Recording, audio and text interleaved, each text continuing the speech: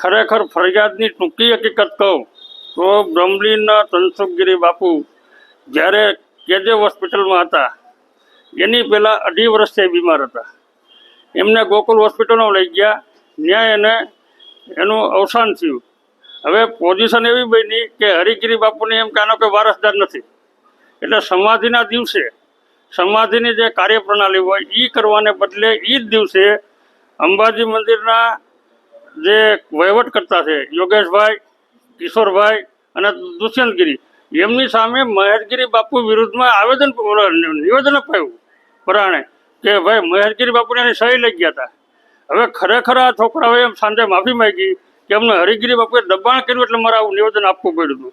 હવે અત્યારે જે જગ્યાનો વિવાદ ચાલે છે સાધુ સંતો વચ્ચે, હવે ત્યાં હરિગીરી બાપુને એવી કોઈ સત્તા નથી કાયદેસર કે ત્યાં પ્રેમગીરી બાપુને બેસાડી શકે. શું કામ? અને આ બાપુ મહંત હતા, એ અમારા કુટુંબના હતા એ તો નહીં, પણ એના કાયદાના વારસદાર છે ને અમારે માલિકીની જગ્યા છે, કોઈ સાર્વજનિક જગ્યા નથી કે કોઈ સરકારે ફાળવેલી જગ્યા નથી.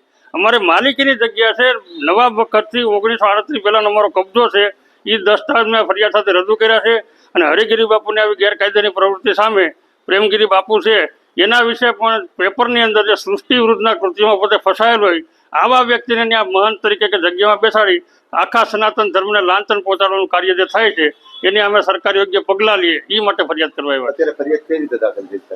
અત્યારે ફરિયાદ મેં જે દાખલ કરી છે, ગેરકાયદેસર રીતે અમારા કબજામાં ગૃહ પ્રવેશ કરી અને અમારી ઈચ્છા વિરુદ્ધ, અમારા કુટુંબીજનોની ઈચ્છા વિરુદ્ધ એને પ્રેમગીરી નામના માણસને ત્યાંના શિષ્ય તરીકે બેસાડી દીધો છે, ભેટબંધનના મહંત તરીકે.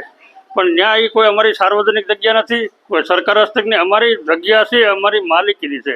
એટલે ખરેખર એમાં બાપુ જે હરિગીરી બાપુ જે કામ કરે છે આવી પ્રવૃત્તિ, એની સામે પગલાં લેવા માટે હરિગીરી બાપુને તોમતદાર તરીકે જોડી, યોગેશભાઈ પ્રેમગીરી બાપુને તોમતદાર તરીકે જોડી અને તપાસમાં ખુલે પોલીસ પાસે એ બધાને તોમતદાર તરીકે જોડી આવી ગેરકાયદે પ્રવૃત્તિ અટકાવવા અને અમારા કબજામાં કોઈ ન કરે એ માટે ફરિયાદ કરીશ.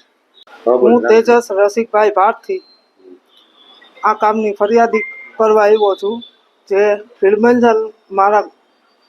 ભીડમંજન મંદિરની જગ્યામાં જે અમારા બાપુ હતા એનો હું કુટુંબિક રીતના સગો થાઉં છું અને હું આ હરિગીરી બાપુની જે ગેરરીતના ચાદર વિધિ થઈ તે માટે હું એના વિરુદ્ધ ફરિયાદ કરવા આવ્યો છું.